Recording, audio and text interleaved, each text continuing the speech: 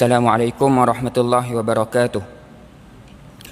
Innal hamdalillah nahmaduhu wa nasta'inuhu wa nastahdihi wa nastaghfiruh wa na'udzu billahi ta'ala min shururi anfusina wa min sayyiati a'malina.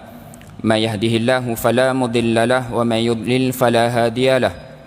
Asyhadu an la ilaha illallah wahdahu la syarika lahu wa asyhadu anna Muhammadan 'abduhu wa rasuluh.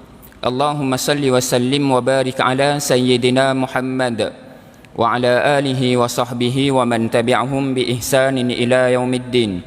Rabbi shrah li sadri wa yassir li amri wa hlul 'uqdatam min lisani yafqahu qawli.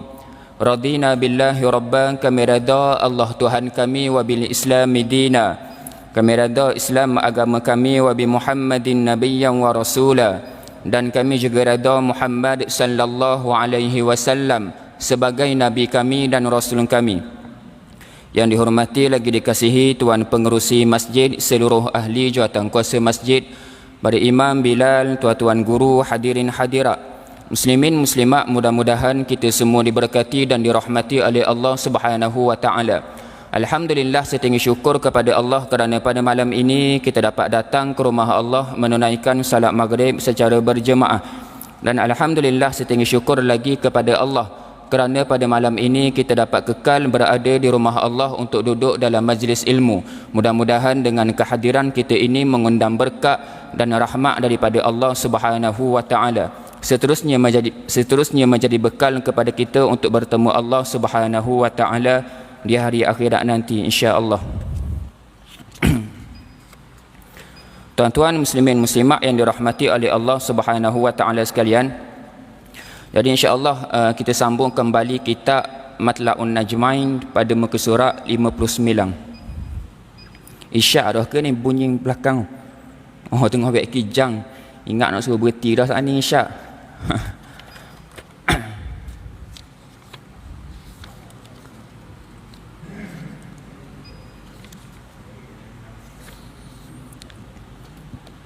Okey, muka surat 59. Bagi yang jawi 59, yang rumi saya tak pasti muka surat berapa dah. Yang membatalkan wuduk.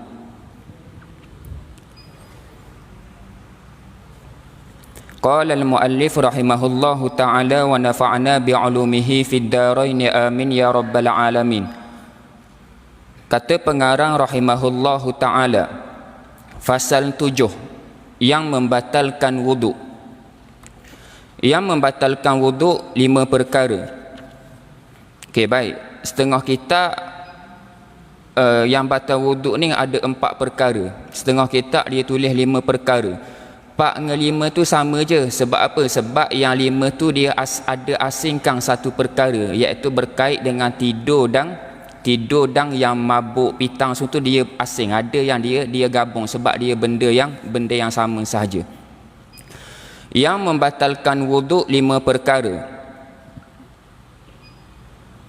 Pertama, keluar sesuatu daripada salah satu daripada 2 jalan dengan yakin daripada seseorang yang hidup lagi jelas sifat jantinanya, maka terkeluar daripada yang hidup itu yang mati, dan terkeluar daripada yang jelas sifat jantinanya itu yang khuntha muskil, yang baginya ada 2 alat. Maka tiada batal wuduknya dengan keluar sesuatu daripadanya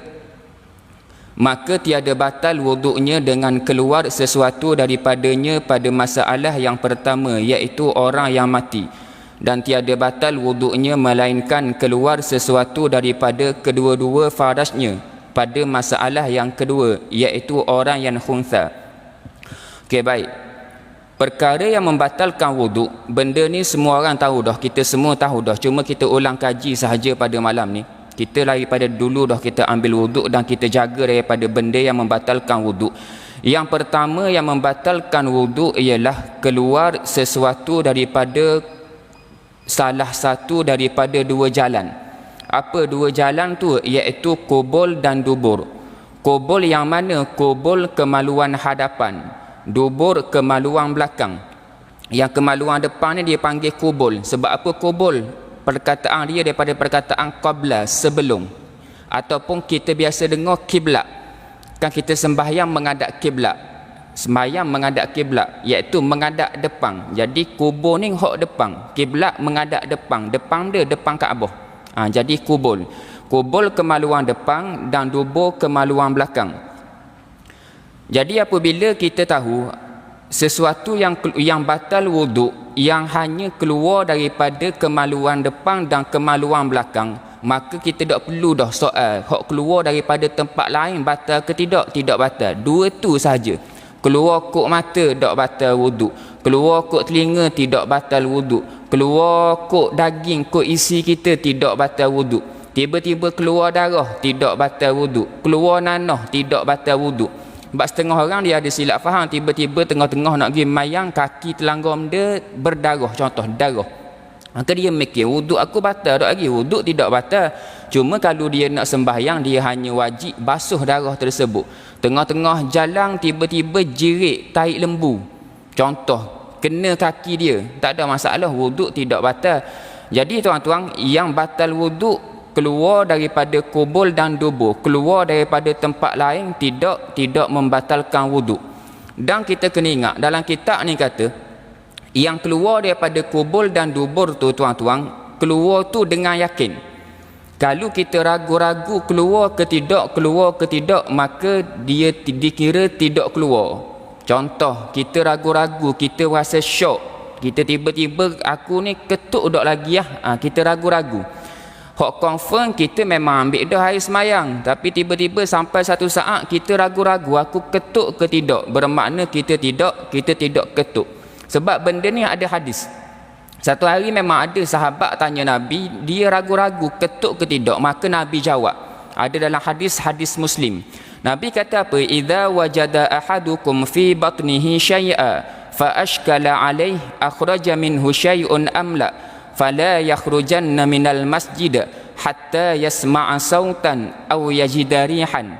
Nabi kata tuan-tuan, apabila seseorang daripada kamu mendapati ada sesuatu dalam perut, maksudnya apa? Kita rasa sakit perut, rasa nak ketuk, rasa ada sesuatu dalam perut, maka Nabi pun kata, lalu kita ni berasa muskil, kita berasa ragu-ragu, kita berasa syok, sama ada aku keluar dok sesuatu daripada perut aku ataupun keluar dok aku ni ketuk ke tidak, kita rasa ragu-ragu, maka Nabi pun kata, maka janganlah dia keluar dari masjid, iaitu dak ayah ambil wuduk, dak ayah berhenti solat, kecuali dia mendengar ada bunyi atau ada bau. Nabi kata, kalau kita ragu-ragu ketuk ke tidak, dikira tidak batal, kecuali tiba-tiba kita bau ketuk ataupun tiba-tiba bunyi benda tu.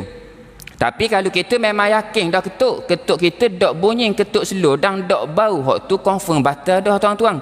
Jangan buat senyap pula tengah-tengah semayang ketuk buat senyap, orang dak dengar, dak boleh gitu, tetap batal. Cuma bagi yang syok sahaja, yang ragu-ragu, kita rasa aku ketuk ke tidak. Sebab biasalah kita tengah-tengah semayang, kita rasa nak ketuk, tiba-tiba hilang dah rasa nak ketuk, kita pun mari ragu-ragu, saat ni ketuk ke tak aku ketuk dak Jadi dak ayah pening-pening kepala, dikira tidak kentuk. Yang ni memang ada hadis Nabi sallallahu alaihi wasallam. Jadi kalau kita ragu-ragu ketuk ke tidak, dikira tidak ketuk. Banyak dalam ibadah kita ni tuan-tuan, banyak contoh yang ulama bagi kepada kita yang berkait dengan ragu-ragu. Biasanya bila antaranya yang berkait dengan ragu-ragu ni, kita semayang. Biasanya kita ragu-ragu waktu bila? Kita ragu-ragu tiba-tiba aku ni rakaat ketiga ke rakaat keempat. Biasalah kita semayang, aku ni rakaat kedua ke rakaat yang ketiga. Hak ni kita ambil yang kena ambil hak sikit. Kalau kita ragu-ragu tiga ngepak, kita kena ambil yang tiga. Kita ragu-ragu dua ke tiga, kita kena ambil yang, kita kena pilih yang dua. Kalau kita ragu-ragu satu ke dua, pilih yang satu. Tu kalau ragu-ragu dari segi rakaat. Ada juga kadang-kadang tuan-tuan, kita ragu-ragu dari segi kita baca ke tidak Fatihah. Ada juga. Kadang-kadang kita mari ada tekah-tekah, kita ragu-ragu kita baca ke tidak Fatihah. Contoh tuan-tuan, contohnya kita semayang berimam. Masa semayang untuk imam, kita semayang untuk imam daripada awal, imam akad takbir, kita akad takbir. Kita muafiq pada waktu tu. Apabila kita semayang dengan tu imam, tiba-tiba tu imam rokok. Ketika tu imam rokok tu baru kita sedar, aku baca dak lagi Fatihah saat ni tu. Yang ni biasa berlaku sebab apa? Kadang-kadang tengah-tengah semayang kita duk mikir benda lain. Tengah-tengah semayang tu imam rokok tu, dia dok mari ragu-ragu, aku baca dok lagi Fatihah. Waktu tu dia dok rokok lagi, baru tu imam rokok. Apabila tu imam rokok, tu imam sebut Allahu Akbar, baru dia sedar, aku baca dok lagi Fatihah. Kalau yakin dok baca, confirm dah yakin dia kena baca Fatihah. Ni ragu-ragu baca ke dok lagi Fatihah, dia dikira tidak baca. Dan kita kena ingat, apabila imam rokok, kita yang berdiri ni tuan-tuan, tiba-tiba kita ragu-ragu baca ke tidak, kita wajib baca Fatihah. Jangan pula ragu-ragu kita rokok macam biasa, tiba-tiba rakaat last sekali kita tambah satu rakaat. Tidak boleh tuan-tuan, batal sembahyang kita. Kalau ragu-ragu ketika imam sudah rokok, kita masih belum rokok, maka kita wajib kena baca, kena baca Fatihah macam biasa, sehingga kita boleh ketinggalan dengan tok imam 3 rukun. Yang tu tuan-tuan belajar bab masbuk dan muafiq. Kadang-kadang kita ragu-ragu baca dok lagi Fatihah selepas kita dengan tok imam rokok dah. Ada juga berlaku, tok imam rokok, kita pun rokok dah pada waktu tu. Pada waktu ni tuan-tuan, tiba-tiba kita baru mari teringat, kita baru mari sedar, kita rokok tu, aku dok baca lagi Fatihah tadi. Ataupun kita mari mikir, aku baca ke tidak Fatihah. Kena ingat tuan-tuan dah, kalau ragu-ragu wajib baca. Tapi kalau kita ragu-ragu dalam keadaan imam sudah rokok dan kita pun rokok dah pada waktu tu, ingat pada waktu ni kita tak boleh bangun semula untuk baca Fatihah. Kita wajib ikut imam macam biasa. Dan last kali kita kena bangun tambah satu rakaat. Tiba-tiba habis semayang kita bagi salam, tiba-tiba Tok Bilal dia bangun. Makmum kata, "Wana Tok Bilal semayang 5 rakaat."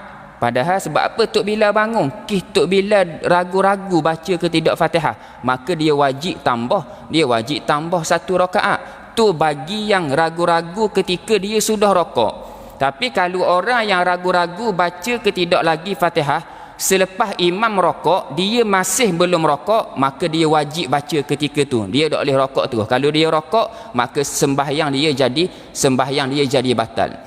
Berbeza dengan orang yang solat sendirian. Ingat deh, kita semayang, hukum hakam mayang seorang dengan sembahyang berjemaah dia lain.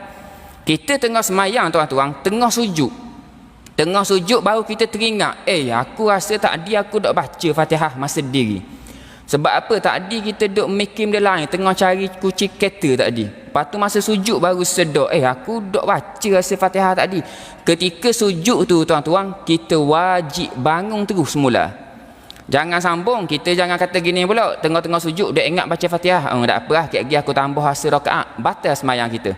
Kalau semayang seorang, ada benda yang kita duk ingat, contoh kita terlupa baca Fatihah ketika kita rokok dah, kita terlupa baca Fatihah, maka wajib kita bangun bagi sembahyang sembahyang seorang. Tapi kalau sembahyang berjemaah, ketika kita rokok dah, imam pun rokok dah pada waktu tu, mayang berjemaah, kita tidak boleh bangun baca Fatihah. Kalau kita bangun semula baca Fatihah, maka sembahyang kita batal. Dia berbeza sembahyang seorang dengan sembahyang berimam. Jadi yang saya nak khabar di sini tadi tuan-tuan berkait dengan ragu-ragu. Jadi kalau kita ragu-ragu sembahyang kita batal ke tidak, dikira tidak batal. Dan pengarang ni kata,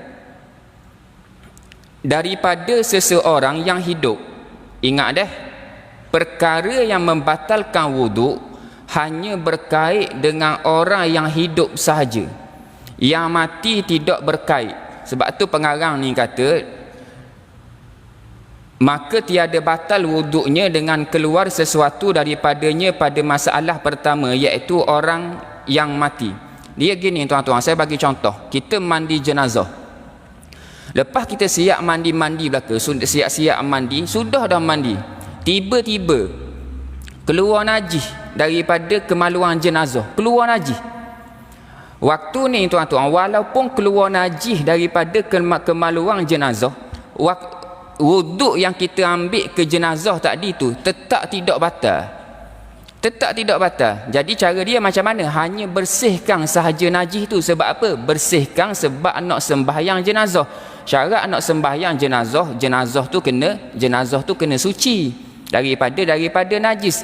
Jadi sudah dah ambil air semayang, keluar najis, air semayang jenazah tidak batal. Sebab itulah tuan-tuan, yang kata dalam ini, pengarang ni kata yang berkait dengan batal wuduk ni hanya orang yang hidup saja. Jenazah lepas ambil wuduk, kalau berlaku perkara yang membatalkan wuduk, wuduk jenazah tidak batal. Sebab itulah kalau suami mati, contoh suami mati, isteri dia pergi sentuh suami dia hok meninggal tu, maka wuduk suami dia, wuduk jenazah tu tidak batal. Yang batal wuduk siapa? Yang batal wuduk orang yang menyentuh sahaja. Jadi yang mati tidak berkait dengan batal wuduk.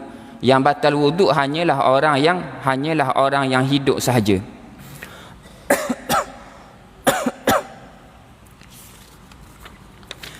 Okey, baik.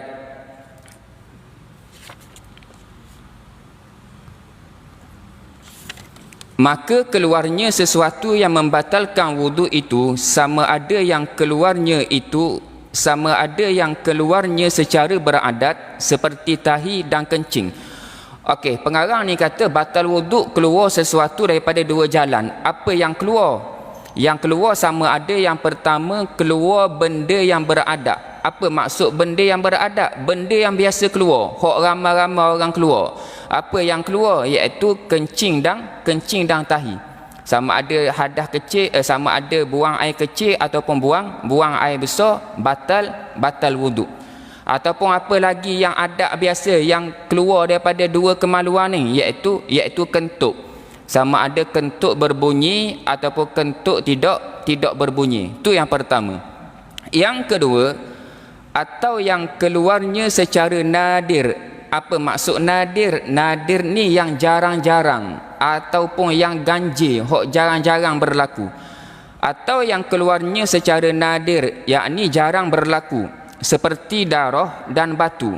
Dan jika daripada darah buasir sekalipun yang belum keluar buasirnya, dan sama ada batu itu terjadi daripada najis, atau yang ditelannya kemudian keluar daripada farasnya. Okey, baik. Yang jarang berlaku apa? Tiba-tiba keluar darah daripada kemaluan kita.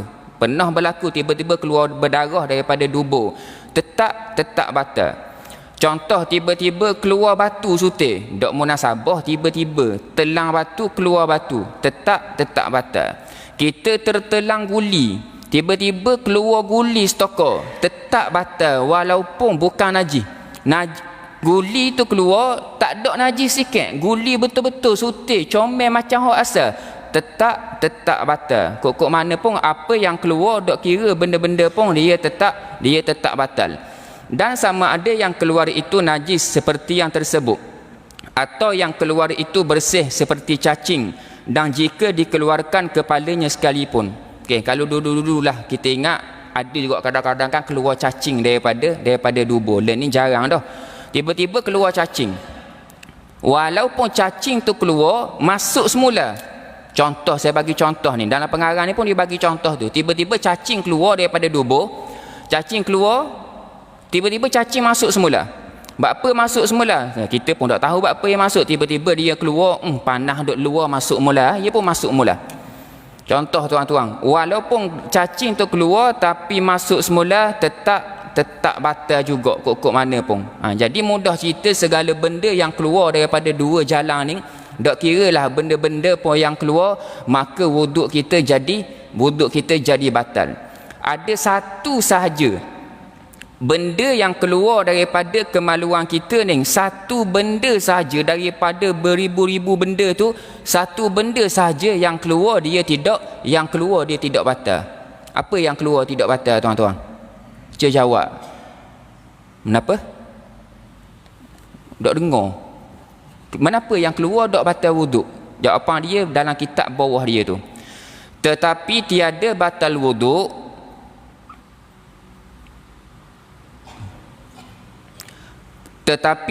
batal wuduk keluar mani dengan sebab mimpi bila tetap kedudukan punggungnya pada bumi, atau keluar mani dengan sebab menilik dengan syahwat, atau keluar mani dengan sebab memikirkan dengan syahwat, atau keluar mani dengan sebab dimasukkan zakar di dalam faraj binatang atau faraj perempuan yang kecil atau mahramnya, maka tiada batal wuduk dengan keluar mani dengan yang tersebut itu, kerana ia hanya mewajibkan mandi sahaja. Okey, baik. Yang ni jarang kita dengar dah, kemungkinan kita dengar dah. Kita kena ingat dah, apabila keluar mani, wuduk kita tidak batal. Keluar mani, wuduk tidak batal. Saya bagi contoh. Tiba-tiba kita mimpi, kita tidur. Ingat, tidur yang tetap papan punggung. Kalau tidur yang tak tetap papan punggung tu tetap batal. Yang tu kita akan bincang lepas ni. Seseorang tu tidur contoh. Tiba-tiba lepas maghrib kuliah tak ada. Maka kita pun duduk tangga luar, duduk yang tetap papan punggung. Kita duduk nunggu, duduk sela ke, duduk kira lah. Kita tengah duduk atas tangga.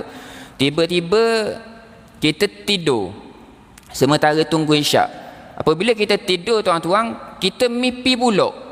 Kat sejik pun mimpi juga. Contoh, tiba-tiba dia mimpi, lepas mimpi keluar mani. Keluar mani tu tuan-tuan, wuduk tidak batal. Kita kena ingat, wuduk tidak batal. Cumanya, walaupun wuduk tidak batal, tak boleh mayang. Sebab apa? Dia hadas besar. Cuma nak katanya, wuduk tidak batal. Apabila keluar mani, apabila orang tu berjunuk dalam keadaan janabah, dia hanya wajib mandi, dia tidak wajib ambil wuduk. Kalau dia ada wuduk dah lah. Sebab itulah tuan-tuan, orang yang berhadas besar, wuduk dia sah. Kita dalam keadaan hadas besar, kita ambil wuduk kita sah. Tapi wuduk tu tak boleh lah kita baca Quran sebab kita hadas besar. Cuma nak katanya wuduk kita ni sah.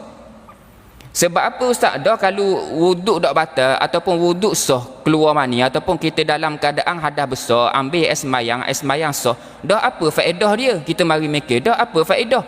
Nak mayang tak boleh, nak ngaji tak boleh belaka. Kita kena ingat ada faedah dia. Apa faedah dia? Kita kena ingat, apabila seseorang berjunuk, kita dalam keadaan hadas besar, contoh keluar mani ke macam mana tak kira lah. Apabila kita dalam keadaan berjunuk, ada perkara yang kita makruh buat. Kita dalam keadaan hadas besar, lepas keluar mani ke, tak kira lah, lepas bersama suami isteri bersama ke, dia tak mandi wajib. Ada pada waktu tu, dia dimakruhkan buat beberapa perkara. Antaranya apa? Antaranya tidur. Kita makruh tidur dalam keadaan hadas besar. Lepas kita bersama suami isteri, kita tidur, makruh buat benda tu. Walaupun kata makruh, kita kena tinggal lah. Kita makruh tidur, apa lagi kita makruh makan. Tuan-tuan kena ingat, dalam keadaan hadas besar, makruh kita makan. Kita lepas bersama suami isteri ataupun lepas kita dengan tidak sengaja kita bermimpi keluar mani, kita lapar perut, kita makruh pergi makan. Apa lagi kita makruh minum, kita makruh musafir, kita makruh. Nak hilangkan makruh ni tuan-tuan, contoh dia tak ambuh lagi mandi, contoh tengah malam sejuk nak pergi mandi, malah nak pergi mandi dah. Nak hilangkan makruh dia nak tidur tu supaya dalam keadaan tidak makruh, dia kena buat macam mana? Dia sunat untuk ambil wuduk. Tu sebab dia wuduk ni dalam keadaan janabah ke ataupun keluar mani ke, wuduk tidak batal dan wuduk tu sah dalam keadaan kita berhadas besar. Jadi kita ambil wuduk. Sebab itulah ada hadis Nabi kata kalau siapa-siapa, secara ringkasnya Nabi kata, siapa-siapa selepas bersama suami isteri, kalau dia tak ambuh mandi lagi, dia kena pergi ambil wuduk. Dan wuduk dia sah macam biasa. Dan apabila dia ambil wuduk, maka dia tidak makruh dah untuk makan, dia tidak makruh dah untuk musafir. Walaupun dia tak mandi lagi, dia hanya ambil wuduk sahaja. Dia tidak makruh dah untuk buat benda yang sebelum tu makruh. Dia tidak makruh dah untuk tidur, hanya dengan ambil wuduk.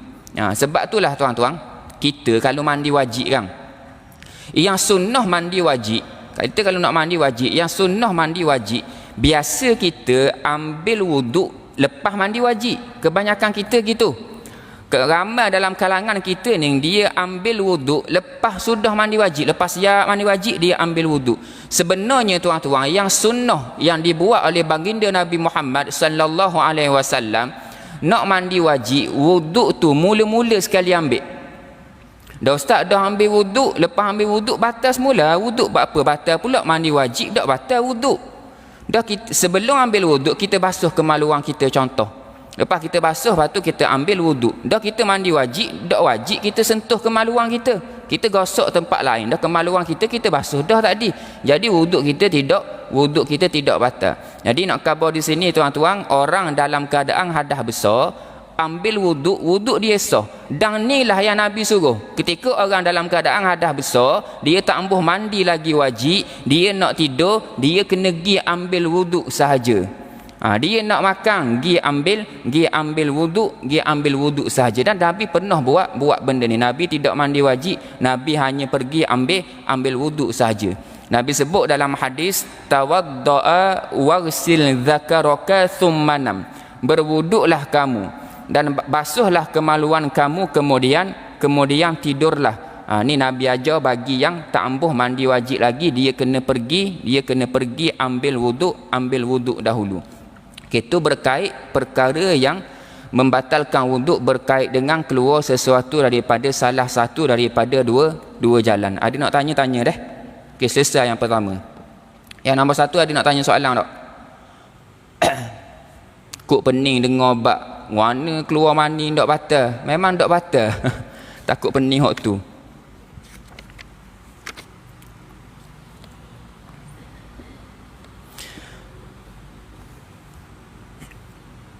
Kedua, tidur yang tiada tetap punggungnya. Demikian juga tidur dalam keadaan berdiri atau tidur atas belakangnya sekalipun tetap punggungnya, seperti dilekapkan dengan umpama bantal atau tiang. Okey, yang batal wuduk yang nombor 2 ialah orang yang tidur ni, maksud tidur di sini, tidur memang tidur sungguh, dia jenera lah maksudnya. Tidur yang tetap papan punggung, memang maksudnya keadaan kita tidur dalam keadaan sekarang. Contoh, sekarang ni kita tidur, kita duduk gini, memang punggung kita kemah di atas lantai. Walaupun kita jenera tu daripada garik sampai ke isyak, wuduk kita tidak batal. Sebab itulah tuan-tuan, kalau kita duduk macam sekarang ni, kalau kita nak ketuk, kita boleh ketuk ke tidak? Kita tak boleh nak ketuk. Kalau kita nak ketuk, kita kena ejah sikit. Jadi siapa-siapa yang ejah kedudukan tu, dia ketuk. Kita tengok orang sebelah kita, dia ejah punggung dia bukan lengah, dia nak ketuk benarnya. Tuan-tuan, bau busuk tu, dia ketuk tu. Sebab apa? Dia kena ejah sedikit. Kena ejah sikit baru boleh ketuk. Jadi orang yang tidur dalam keadaan tetap papan punggung, dia tidak batal wuduk dia. Sebab itulah tuan-tuan, kalulah tidur dalam keadaan duduk gini, kalau batal wuduk, akan jadi masalah besar kepada kita. Masalah ketika bila? Ketika hari Jumaat. Oh, masalah tuan-tuan, Tok Bilal qomat, ada seorang belakang, gi ambil emmayang. Sebab apa? Dah masa khutbah tidur. Kan ramai kan, masa khutbah kita tidur kan. Waktu khutbah tu tuan-tuan, tempat yang paling tidur yang lebih sedap daripada hotel 5 bintang.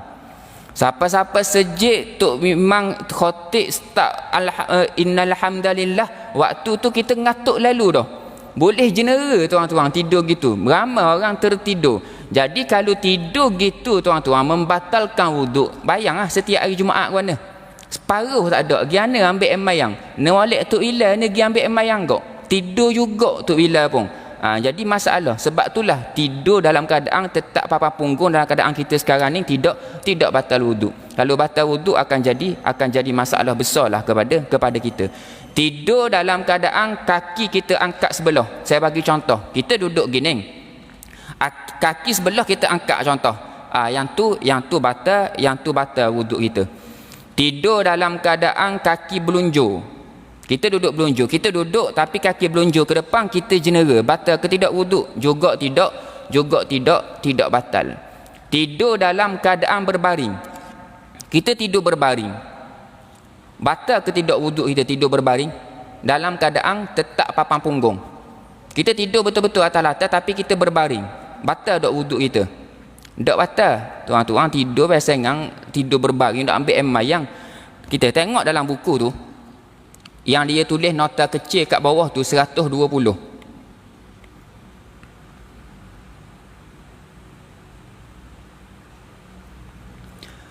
Berdasarkan hadis innal wudu' la yajibu illa ala man nama muttaji'an fa innahu idza ibtija'a istarkhat mafasiluhu. Maksudnya, sesungguhnya wuduk itu tidak wajib kecuali bagi orang yang tidur dalam keadaan berbaring. Kerana orang yang tidur dalam keadaan berbaring, semua sendinya akan merenggang. Yang tidur berbaring batal tuan-tuan. Kita kena ingat sebab apa sendi jadi renggang. Jadi boleh kok nak ketuk pada waktu tu. Jadi yang tetap papan punggung ni yang hanya betul-betul kita duduk kemah molek. Kita tidur dalam keadaan duduk atas kursi. Kita duduk atas kursi macam saya ni, batal ke tidak wuduk? Contoh saya jenera, kita duduk atas kursi jenera contoh, tidak batal wuduk. Sebab apa? Punggung kita betul-betul tetap. Kecuali kita duduk atas kerusi yang kerusi tu berlubang bawah. Itu lain cerita tu. Kursi kita berlubang, berlubang pula besar. Jadi walaupun tidur atas kursi tapi berlubang bawah, ada tepi dia saja.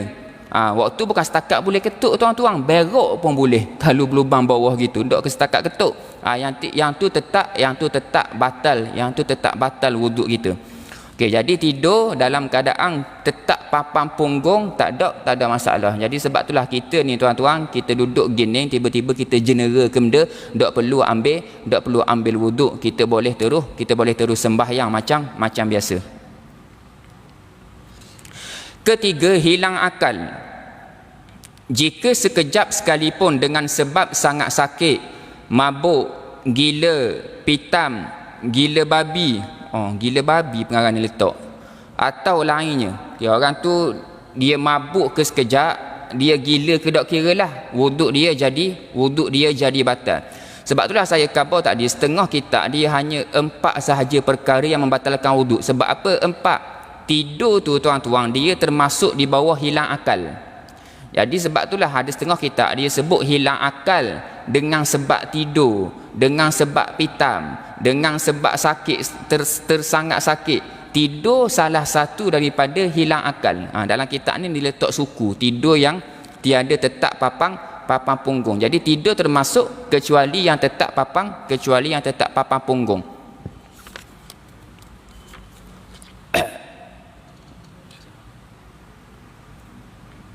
Yang keempat,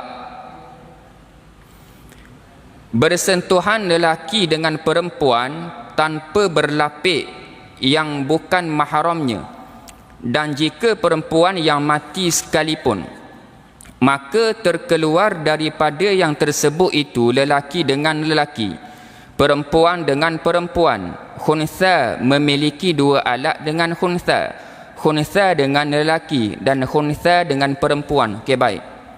Yang batal wuduk yang seterusnya ialah bersentuh kulit laki puang tanpa lapik, sama ada sengaja ataupun tidak sengaja.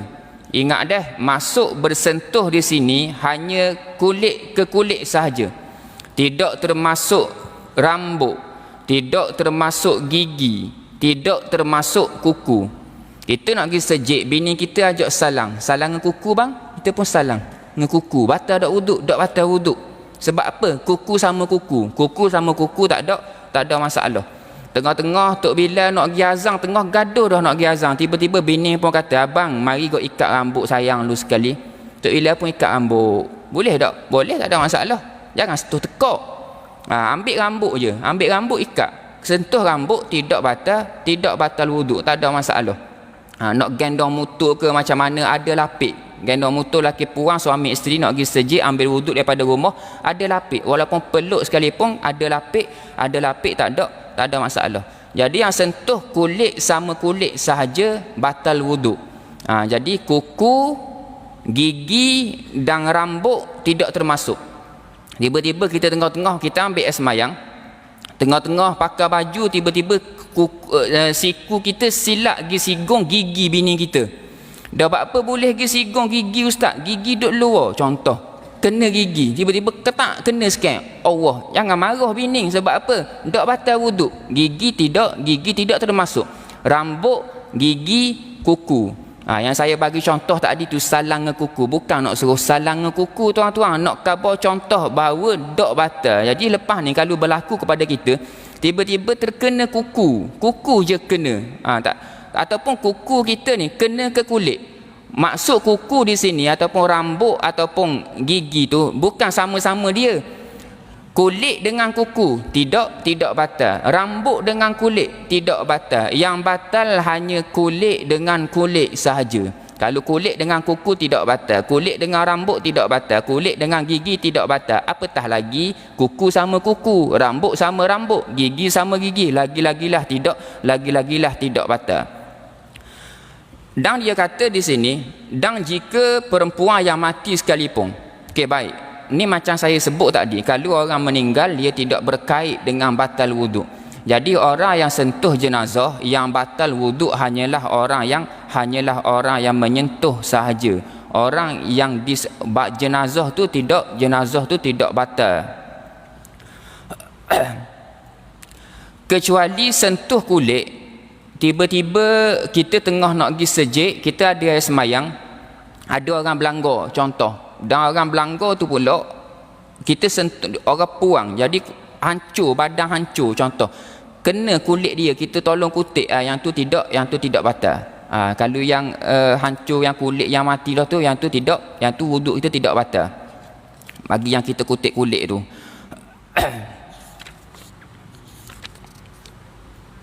Dan tiada batal wuduk dengan menyentuh rambut, gigi dan kuku yang saya khabar tadi. Dan dikehendaki dengan lelaki dan perempuan itu yang sampai hak syahwat pada uruf pandangan masyarakat, dan dikehendaki dengan mahram mereka yang haram nikahnya dengan sebab nasabnya atau susuan atau dengan berambil-ambilan seperti mentua dan menantu. Okey, baik. Timbul persoalan yang sentuh kulit ke kulit ni, yang umur berapa yang batal? Budak-budak kita sentuh kulit budak-budak batal ke tidak? Yang roliknya tuan-tuan, rolik ikut uruf kita ni, orang tu umur 7 tahun ke atas, maka kita sentuh dia tu sudah batal wuduk kita. Sentuh kulit ke kulit. Kalau budak-budak tidak batal. Tapi kalau budak-budak umur 6 tahun contoh, dia umur baru 5 tahun, baru 6 tahun, tapi jenis besar dah, orang besar dah, nampak matang, jenis makan dah, yang tu tetap batal. Sebab apa? Dia sudah, kalau tengok dia tu sudah ada syahwat, maka sentuh dia tetap batal. Tapi kalau budak-budak yang berlainan dengan jantina dengan kita ada semayang budak-budak umur 1 tahun, umur 2 tahun, kita lelaki sentuh baby puang, yang tu tak ada masalah. Dia berbeza dengan sentuh kemaluan dia tak ada hak umur. Yang kulit ke kulit sahaja dia ada umur dia. Kalau yang 7 tahun ke atas, yang bawah 7 tahun tu batal bagi orang tu yang besar dah. Selain daripada tu yang budak-budak tetap tidak batal. Yang kelima, menyentuh faraj manusia, iaitu kubulnya kemaluan depan, disentuh dengan sebab lupa atau dipaksa, sama ada yang menyentuh itu jelas jantinanya atau khunitha, dan jika sudah dikerak sekalipun, sekira-kira masih dinamakan faraj dengan tapak tangannya. Okey, baik. Sentuh kemaluan ni tuan-tuan, Nabi kata dalam hadis, man massa zakarahu falyatawadda, siapa yang menyentuh zakarnya ataupun menyentuh farajnya ataupun menyentuh kemaluannya, maka Nabi kata falyatawadda, maka berwuduklah. Okey, isu sentuh kemaluan dia berbeza dengan sentuh kulit dengan kulit. Yang tadi tu kalau sentuh kulit-kulit laki puang, dia batal semayang. Yang bukan mahram lah semua tu, dia batal wuduk kita. Untuk kemaluan ni tuan-tuan, dia hanya bukan sentuh kulit ke kulit. Saya bagi contoh gini, contoh kita pakai kain plekat, kita kebetulan dok pakai seluar dalam ataupun dok pakai boxer. Jadi kebetulan sejuk, pasang aircon kuat, maka dia buat masuk kaki dalam kain dia. Dan apabila kaki masuk dalam kain, kaki dia tu kena kemaluan dia. Biasa tak buat gitu? Ramai buat gitu tu. Kaki kena kemaluan. Batal ke tidak wuduk kita? Kaki sentuh kemaluan kita? Tidak batal. Kita kena ingat yang berkait dengan sentuh kemaluan ni, ada juga orang salah faham. Hanya sentuh menggunakan tapak tangan sahaja. Di mana ukuran tapak tangan tu? Ukuran dia, kita guna tapak ni, kita ambil hak ni, kita buat rapat, kawasan hak bertakuk sahaja yang batal wuduk. Selain daripada tu tak batal. Yang ibu jari kita kena buat gini. Sebab apabila buat gini ni, ibu jari ni tidak rapat, tapak tangan dengan jari ni gini kita buat, ibu jari gini. Kawasan yang bersentuh itulah yang batal wuduk. Selain yang batal sentuh kemaluan, selain daripada tu tak batal. Kita sentuh kemaluan kita kok belakang, tak batal. Kita kecing, kita basuh kecing kita kok belakang, batal tak? Batal tak tuan-tuan? Batal ke tak ni? Macam ragu-ragu kita basuh kecing kita ke belakang. Saat ni kau bodoh. Batal ke tidak? Batal jugalah, kecing tu batal dah. Kau bodoh nombor satu tadi kan, walaupun basuh kat belakang kecing tu batal dah. Kecuali macam mana? Lepas kecing, kita kecing tapi kita tak basuh gigi kecing. Kita kecing tak basuh gigi kecing. Kita ambil mayang dulu. Sah tak wuduk kita? Sah tak? Dia boleh jawab nak we aigau. Kita kecing, kita tak, bukan saya suruh buat, saya nak khabar hukum. Kita kecing, kita tak basuh gigi kecing. Kita tak basuh gigi kecing. Kita ambil air semayang dulu. Lepas ambil air semayang, baru kita basuh kecing. Sah tak wuduk kita? Tak sah. Sebab apa tak sah? Dalam keadaan hadas besar pun sah wuduk. Sah ke dalam keadaan hadas kecil? Toh pening mula dah tuan-tuan. Dalam keadaan hadas besar pun sah wuduk. Sah ke dalam keadaan hadas kecil? Faham tak? Dah ustaz dah nak mayang guna. Saya tak suruh mayang air kecing tak basuh. Lepas ambil wuduk, basuhlah kecing tu. Dah nak basuh guna ustaz, jangan setuh guna tapak tangan ni. Pakai sarung. Bukan nak suruh buat gitu, nak khabar hukum. Nak kita faham bab ni. Kita basuh kok belakang, tak ada masalah. Suruh bini kita basuh, ada masalah. Cuma nak katanya wuduk kita sah, tak ada masalah. Walaupun kita dalam, sebab itulah tuan-tuan, kita ada wuduk, tiba-tiba kita kena najis, sah tak? Wuduk kita batal ke tidak? Tidak batal wuduk. Kita ada semayang, kita kena najis, kita jerit tahi lembu. Najis tu kita kena basuh sebabnya nak semayang, bukan basuh sebab nak wisah wuduk. Wuduk kita sah macam biasa. Kita dengar pada ni mungkin pelik. Dah ustaz, sebab kita dengar pelik sebab gini, kita biasa ambil wuduk untuk sembahyang. Jadi nak kabarnya wuduk tu sah. Kita kena bersihkan badan kita daripada najis sebab nak sembahyang. Wuduk tetap sah macam biasa. Jadi tuan-tuan, sentuh kemaluan hanya tapak tangan sahaja. Dan yang batal wuduk orang yang menyentuh, bukan orang yang disentuh. Kita sentuh kemaluan kita, batal lah kita sentuh. Kita sentuh kemaluan orang tua, ia gurau bodoh contoh. Ia tengah semayang, ia mari ke bawah, ia buat gitu. Orang tengah semayang batal tak wuduk? Tak batal. Orang hak batal wuduk, orang hak sentuh, batal wuduk dia. Bukan nak suruh buat gitu, nak khabar hukum. Orang yang menyentuh yang batal wuduk. Kita sentuh kemaluan anak kita. Anak kita umur setahun contoh. Kita tengah-tengah nak pergi sejid, siap belaka dah nak pergi sejid pakai serban belaka dah, ada semayang siap dah. Tiba-tiba bini kita malah nak basuh berok anak. Bini pun panggil abang basuh berok anak tu. Suami dia tu yang macam takut ke bini dah. Maka kok mana pun dia kena pergi basuh juga. Maka dia pun pergi basuh. Ia sentuh najis, sentuh kemaluan anak dia, batal tak wuduk dia? Tetap batal juga dah. Sentuh kemaluan walaupun budak-budak, walaupun baby, orang yang sentuh tu tetap batal wuduk. Jadi kita kalau basuh berok anak kita, basuh sentuh kemaluan anak kita, batal wuduk kita. Dah cara tak mungkin batal guna. Ada arah waktu tu siap pakai serban belaka dah lah nak ikat serban nak kerja di setengah jam. Dah lah baju nak siap tu lama dah kan nak buang baju takut basah belaka duduk dalam tandas. Kalau tak boleh batal nak buat guna, basuh berok anak kok belakang. Tahu-tahu pernah tak basuh berok anak kok belakang? Mau buat kok belakang, batal ke tidak wuduk? Tak batal wuduk kita. Ataupun tuan-tuan basuh berok anak, sembuh baik, basuh dengan kaki. Tak batal juga basuh dengan kaki. Ataupun pakai sarung tangan, tak batal juga. Sentuh dengan bahagian yang kulit ni sahaja yang membatalkan wuduk. Termasuk sentuh kemaluan bayi yang gugur.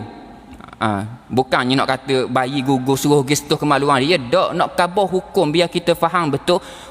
Yang gugur pun tiba-tiba keluar tak cukup bulan, keluar 6 bulan mati. Ibu tengok Allah comelnya, apa tu, kita ada semayang, nak pergi mayang waktu tu, bini ada orang gugur ke macam mana, kita pun tersentuh kemaluan dia, maka tetap batal. Yang ada bentuk dah lah, bayi yang ada bentuk dah, yang gugur umur 4 bulan 5 bulan yang gugur tu, sentuh kemaluan dia pun, walaupun gugur dia ni kecil baby hok dok dan cukup dok dan hidup pun tetap batal.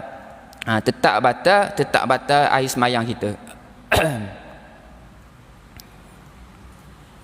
Sebab itulah tuan-tuan, yang berkait dengan gugur ni tuan-tuan, kita kena ingat bayi yang gugur, kalau dia 4 bulan ke atas dah, kita kena ingat dia, kalau berlaku kepada kita, kalau anak kita yang gugur tu, dia ni umur dia 4 bulan ke atas dah, bukan 4 bulan duduk luar, 4 bulan dalam perut.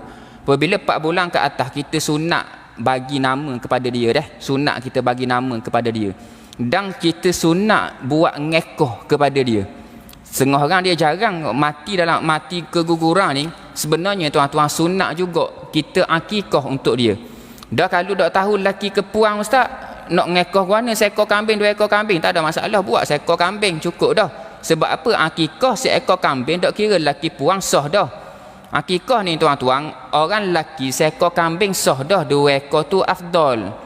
Orang puang seekor je, 2 ekor tu tidak afdal. Yang afdal seekor, orang lelaki afdal 2 ekor. Kalau buat seekor tetap sah. Jadi tuan-tuan, nak kabarnya di sini, akikah sunat juga buat, walaupun anak tu dia mati dalam keadaan tak cukup mati keguguran ke macam mana, sunat kita buat ngekoh juga ke dia untuk yang 4 bulan ke atas. Apatah lagi hok hidup dah.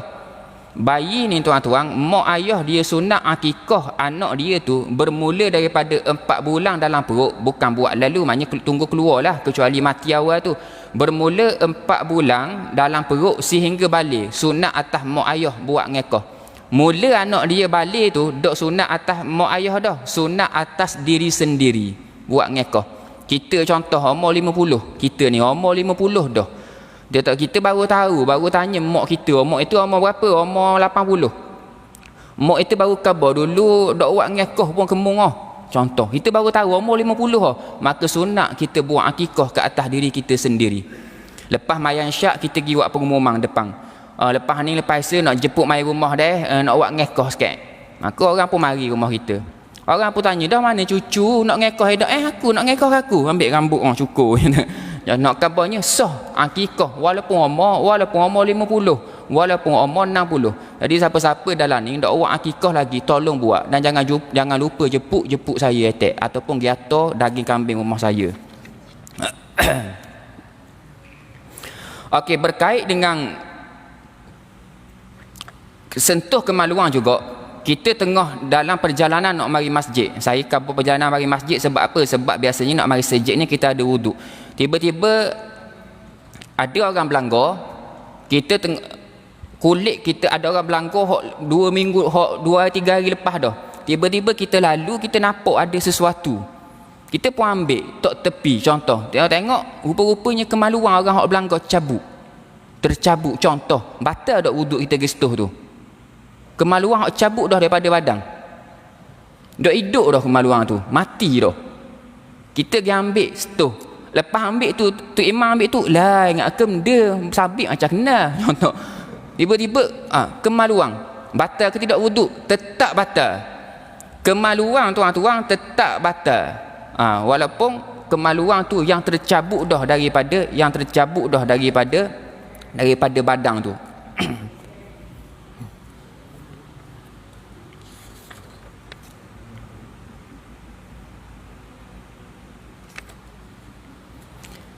Kita tengok kitab sabda Nabi sallallahu alaihi wasallam, "Idza afdha ahadukum biyadihi ila farjihi wa laysa bainahuma sitrun wala hijabun falyatawadda." Maksudnya, apabila seseorang kamu menyentuh dengan tangannya akan farasnya sedangkan ia tiada beralas dan berlapik antara keduanya, maka ia hendaklah berwuduk. Dan sabdanya, "Man massa dzakarahu falyatawadda." Maksudnya sesiapa yang menyentuh zakarnya maka ia hendaklah berwuduk. Maka farash pada lelaki sekalian zakarnya tidak termasuk buah zakar dan tempat tumbuh bulu. Manakala farash perempuan dua bibirnya yang bertangkup dan juga daging yang tumbuh di atas farash menurut pendapat yang muktamad pada Syekh Ramli tiada termasuk tempat tumbuh bulunya, sama ada farash dirinya atau orang lain, sama ada lelaki atau perempuan, kecil atau besar, yang hidup atau yang mati. Okay, jadi tuan-tuan, tempat mana kemaluan kita yang batal kita sentuh? Kita kena faham benda ni. Tempat yang batal bagi kalau lelaki dia tidak termasuk peluru dia tu. Peluru dia tuan-tuan kena, adakah saya nak terjemah juga. Hak tu tak batal. Kita sentuh 5 jam tak batal. Wuduk kita tetap tidak batal. Yang batal hanya kawasan tu sahaja, kawasan zakar kita sahaja. Kawasan tumbuh bulu tidak batal. Begitu juga bahagian belakang yang batal kat mana? Yang batal betul-betul tempat yang keluar najis tu. Tempat ia panggil halaqah. Halaqah dia tu, bolatang dia tu, yang tu sahaja tempat yang batal ketika kita ada wuduk. Kita baca sikit lagi perhabis yang ni. Dan yang kedua, menyentuh birai halaqah dubur manusia dengan tapak tangannya, dan dikehendaki dengan tapak tangan itu termasuk dengan segala perut tapak tangan, perut anak-anak jari dan perut ibu jari, dan tiada batal wuduk menyentuh dengan tepi tapak tangan dan segala hujung anak-anak jari dan hujung ibu jari dan barang yang antara sekaliannya. Okay, jadi yang batal wuduk macam saya khabar tadi hanya kawasan tapak tangan sahaja. Okay, kalau kita buat gini, nampak dok hak tepi tu, hak dok takut tu, yang tu dok batal wuduk. Jadi gini contoh kita gini. Contoh, batal dok wuduk, dok batal wuduk. Tapi mentang-mentang dok batal, jangan pula aku nak saja nak pegang gini dok batal wuduk, bukan nak suruh sentuh. Nak kabarnya wuduk kita tidak batal. Yang batal hanya betul-betul tapak tangan ataupun benda yang bersentuh antara ibu jari dengan ni saja. Selain daripada itu tidak batal. Kata Imam Nawawi di dalam kitab Majmu', kata para ashab kami tiada batal wuduk dengan menyentuh buah zakar, bulu ari-ari lelaki dan perempuan, tempat tumbuh bulu ari-ari, tempat antara kubul dan dubur, tempat antara dua punggung. Sesungguhnya yang membatalkan wuduk itu bila menyentuh zakar itu sendiri, birai dubur dan dua bibir farash wanita, maka tiada batal wuduk jika menyentuh benda di belakang bibir farash sekian. Okey, inilah antara beberapa perkara yang membatalkan wuduk kita. Cuma saya nak tambah sikit, bab sentuh kemaluan ni tuan-tuan, kalau kita tersentuh kemaluan binatang, contoh orang yang bela kucing. Contoh ni, orang yang bela kucing, tiba-tiba kucing mari kat kita, kena tangan kita kok kemaluan belakang dia tu. Dia akak ekor kena.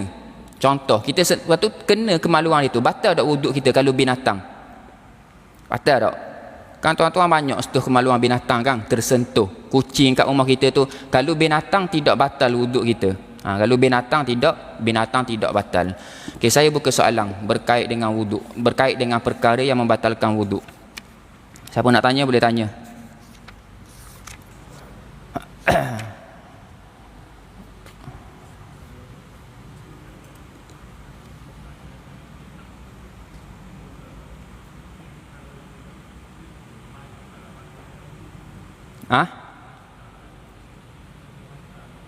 Okey, batal dia boleh keluar angin. Tak termasuk yang tu tak boleh. Tak boleh. Dia ibarat duduk atas kursi ada lubang. Duduk atas kursi tapi ada lubang. Tak jadi juga.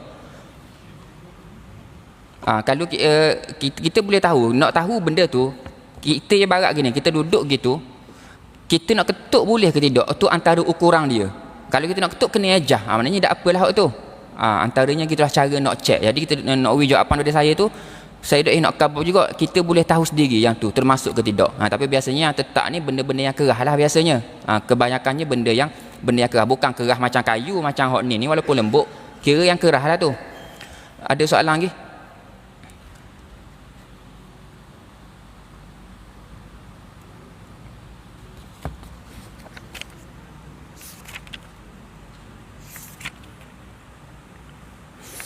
Jadi yang tadi saya khabar tu tuan-tuan jangan pelik dah, cuma saya nak khabar hukum tadi, nak khabar apabila kita, yang contoh yang saya khabar kecing tadi, dak basuh lagi, ambil wuduk dulu, nak khabarnya sebenarnya memang tidak batal wuduk benda tu dah.